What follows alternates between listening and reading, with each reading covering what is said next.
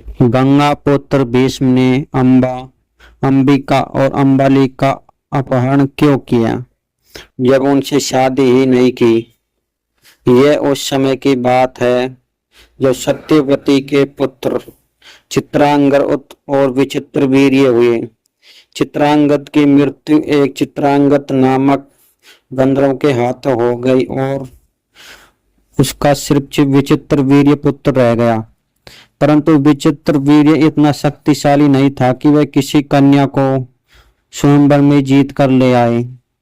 इसलिए माता सत्यवती ने भीष्म से कहा कि तुम विचित्रवीर्य की जगह काशी नरेश अपनी तीनों कन्याओं का स्वयंवर कर रहे हैं और उसमें विचित्रवीर्य उस स्वयंवर को नहीं जीत सकता। इसलिए तुम जाकर उन तीनों कन्याओं को अपहरण करके ले आओ। तब गंगा पुत्र भीष्म वहां पर जाते हैं और अपनी धनुर्विद्या के प्रभाव से तीनों कन्याओं का अपहरण करके ले आते हैं। परंतु उनको बीच में अनेक राजा महाराज उनको रोक लेते हैं। परंतु भीष्म इतने अधिक धनुर्धारी थे कि कुछ ही क्षणों में उन्हें संपूर्ण सेना का विनाश कर दिया। ऐसा लगता था जैसे चारों तरफ से भीष्म ने आक्रमण कर दिया है।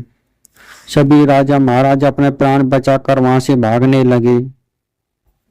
अंबिका और अंबालिका ने सत्यवती से आकर कहा कि हमारा अपहरण करके यहाँ क्यों लाए हो।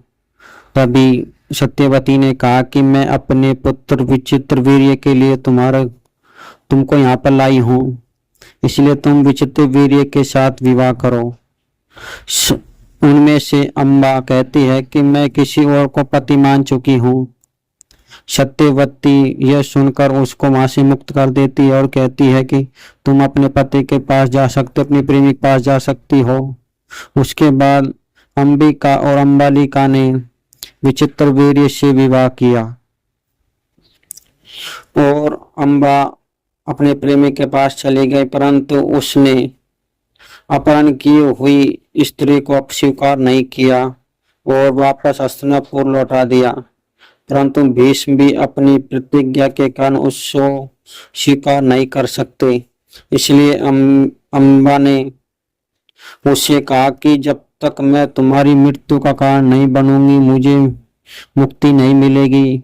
और वह शिव जी की तपस्या करने के लिए चली जाती है। उसका प्राणांत हो जाता है और अगले जन्म में वह शिखंडी के रूप में जन्म लेती है।